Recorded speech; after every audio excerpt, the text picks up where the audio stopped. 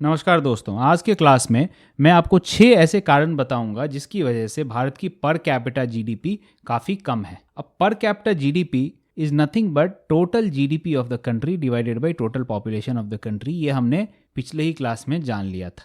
साथ ही साथ हमने ये भी जाना था कि जीडीपी के टर्म्स में अगर हम बात करें तो भारत अपना नाम स्वर्णिम अक्षरों में लिख रहा है। और अगर वर्ल्ड के टॉप 10 इकोनॉमीज की बात करें इन टर्म्स ऑफ जीडीपी तो भारत का स्थान चौथा हो गया है and India is having a 4.19 trillion dollar economy. लेकिन अगर हम बात करें पर कैपिटा जीडीपी तो टॉप 10 इकोनॉमीज में भारत का स्थान सबसे नीचे है। आखिर इसके कारण क्या हैं, एक एक करके जानने की कोशिश करते हैं।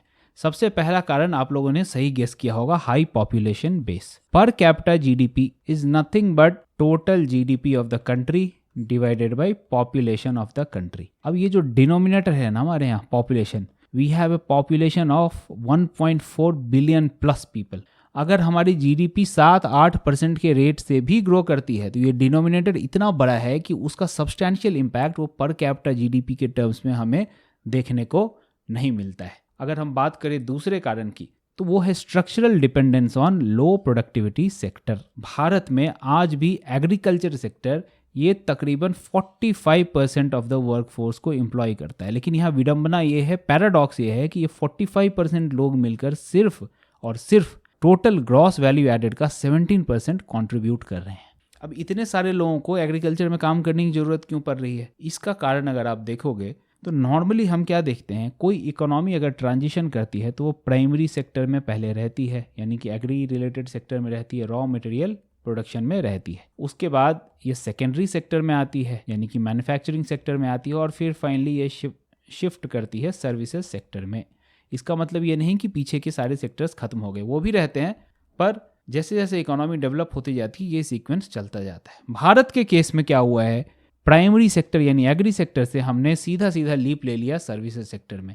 इसकी वजह से एक crucial middle income job produce करने वाला जो मैन्युफैक्चरिंग सेक्टर था वो हमारे यहाँ मिसिंग है। हालांकि पिछले कुछ दशकों में हमारे यहाँ मेक इन इंडिया जैसे इनिशिएटिव्स के थ्रू भारत में इंडस्ट्रियल सेक्टर को बढ़ावा दिया जा रहा है, मैन्युफैक्चरिंग को प्रोत्साहन दिया जा रहा है सरकार के द्वारा अलग अलग नीतियों के तहत। लेकिन फिर भी जो डिजायरेबल लेवल होना चाहिए हमारे यहाँ प्रोडक्शन का, मैन्युफैक्चरिंग इंडस्ट्री का, वो अभी है नहीं। इस वजह से एग्री जैसे लो प्रोडक्टिविटी सेक्टर में 45% लोग जहां एम्प्लॉयड हैं टोटल वर्कफोर्स, और वो सिर्फ 17% जीवीए में कंट्रीब्यूट कर रहे हैं। ये भी कारण है हमारी पर कैपिटा जीडीपी के कम होने का। आगे बढ़ते हैं और बात करते हैं तीसरे कारण की, जो है low female labour force participation in India's workforce. अब भारत में तकरीबन 25% के आसपास ही भारतीय महिलाएं जो हैं जो वर्कफोर्स का हिस्सा है। आप सभी ने देखा होगा कि अगर घर में 2 लोग काम कर रहे हैं तो घर की जो अर्थव्यवस्था है, माली हालत है, वो अच्छी रहती है, घर ढंग से चलता है। इसी में अगर आप एक बंदे को बाहर कर दो, वो घर पे ही बैठ रहा है, काम नहीं कर रहा,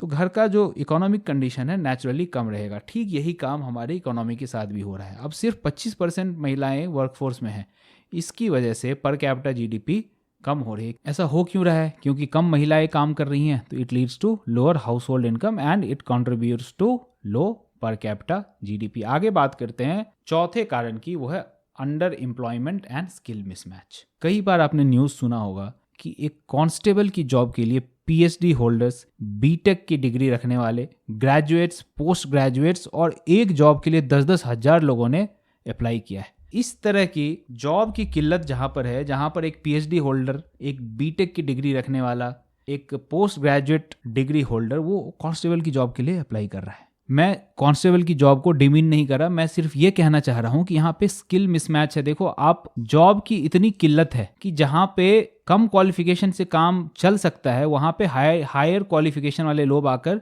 अप्लाई कर रहे हैं क्योंकि उनके पास भी जॉब की दिक्कत है। तो ये अंडर एम्प्लॉयमेंट की समस्या हमें दर्शाता है कि एक पीएचडी डिग्री होल्डर अपने उसका जो पोटेंशियल है उसके काफ़ी नीचे काम कर रहा है, और वहाँ पे काम करने की वजह से उसकी सैलरी भी कम रहेगी। इसकी वजह से भी हमारा पर कैपिटा जीडीपी कम हो रहा है। बात कर लेते हैं पांचवें कारण की, that is informal and unorganised economy. Bharat में अभी तकरीबन 80% जो वर्कफोर्स है वो इनफॉर्मल सेक्टर में इंगेज्ड है। इनफॉर्मल सेक्टर में इंगेज होने से क्या होता है कि इनका जो वेज है, जो इनकी तनख्वाह है, वो इन्हें कम मिलती है। साथ ही साथ जो इन्हें पेंशन बेनिफिट्स वगैरह हैं वो भी इनको नहीं मिलते हैं। इस वजह से फिर हमारा हाउस होल्ड इनकम कम होता है। हाउस होल्ड इनकम कम होगा तो पर कैपिटा जीडीपी कम होगा। इनफॉर्मल सेक्टर वाले पैसा कम देते हैं, इसके कारण को भी एक बार समझ लो। अब इनफॉर्मल सेक्टर में काम करने वाले जो बिजनेस ओनर्स हैं उनकी भी एक मजबूरी है कि उनके पास कैपिटल की स्कैरसिटी होती है। अब वो फॉर्मल चैनल में नहीं आते हैं तो कई बार ऐसा होता है कि बैंक से उनको फॉर्मली लोन अप्रूव नहीं हो पाता, तो इन्वेस्टेबल कैपिटल की भी उनके पास कमी रहती है। इन्वेस्टेबल कैपिटल की उनके पास कमी है, इसलिए वो अपने यहाँ जो वर्कफोर्स एम्प्लॉयड है उनको वेज कम देते हैं और ये साइकिल चलता जाता है। It perpetuates itself and the cycle of low productivity continues which leads to low per capita GDP. बात करें छठे कारण की तो वो है हमारा हिस्टोरिकल बैकलॉग। अंग्रेजों ने भारत को इस तरह से लूट खसोट मचाई कि जब 1947 में भारत आज़ाद हुआ था तो बिल्कुल दरिद्रता के कगार पे हमारा देश पहुंचा हुआ था। तो एक लो इंडस्ट्रियल बेस, ऑलरेडी वहाँ पे इंडस्ट्री तबाह हो चुकी थी, लिटरेसी एकदम न्यूनतम दरों पे थी हमारे यहाँ, इसलिए हमने शुरुआत ही इतने नीचे से की है। और फाइनली जब 1991 के बाद हमारा इंडस्ट्रियल ग्रोथ पिकअप करना शुरू हुआ तो अभी तक हम लोग वो कैचअप नहीं कर पाए। ये 6 कारण हैं जिसकी वजह से भारत की पर कैपिटा जीडीपी कम है। अब भारत की पर कैपिटा जीडीपी कम है, इसको हमें कितना सीरियसली लेना चाहिए? क्या हमें इसे सीरियसली लेना चाहिए? तो इसका जवाब है यस एंड नो। हमें सीरियसली लेना भी चाहिए और बहुत सीरियसली नहीं लेना चाहिए। ये दोनों ही फैक्ट्स अपने अपनी जगह सही हैं। एक एक करके देखते हैं क्यों हमें इसको सीरियसली लेना चाहिए। सबसे पहले इस यस की बात कर लेते हैं कि क्यों हमें भारत की लो पर कैपिटा जीडीपी को सीरियसली लेना चाहिए। अब ये पैराडॉक्स मैंने आपको ऑलरेडी समझा दिया है कि भारत की जो इकोनॉमी है वो वर्ल्ड की 4th लार्जेस्ट इकोनॉमी है अभी in terms of nominal GDP. तकरीबन $4.2 ट्रिलियन की इकोनॉमी है हमारी। लेकिन पर कैपिटा जीडीपी के टर्म्स में अगर मैं बात करूं तो टॉप 10 इकोनॉमी में हमारा स्थान सबसे नीचे आता है। अब इस लो पर कैपिटा जीडीपी की वजह से वाई इंडिया शुड वरी, इसके कारण जान लेते हैं। देखो, अगर लो पर कैपिटा जीडीपी है इसका मतलब एवरेज इनकम जो एक बंदे की है वो भी कम है, इससे लोगों का लिविंग स्टैंडर्ड कम रहेगा। साथ ही साथ जो इनइक्वालिटी है, जिसकी इनकम लो है वो फिर हायर इनकम जॉब्स के लिए उसको ज़्यादा एजुकेशन चाहिए, ज़्यादा अपॉर्चुनिटीज़ के लिए ही needs to migrate to bigger cities, उसके लिए भी उसके पास पैसे चाहिए। तो अगर लो इनकम वाला बंदा है, उसके लिविंग स्टैंडर्ड लो है, इससे वो इनइक्वालिटी और परपेचुएट हो जाती है क्योंकि वो हायर इनकम वाले जॉब को लेने में ही असमर्थ होता है। बचपन से ही एक हैंडीकैप उसके साथ चलता रहता है। अब भारत की अगर एवरेज इनकम ही कम है तो भारत में डिमांड भी कम होगी, और डिमांड कम है तो it will further drag the GDP growth down.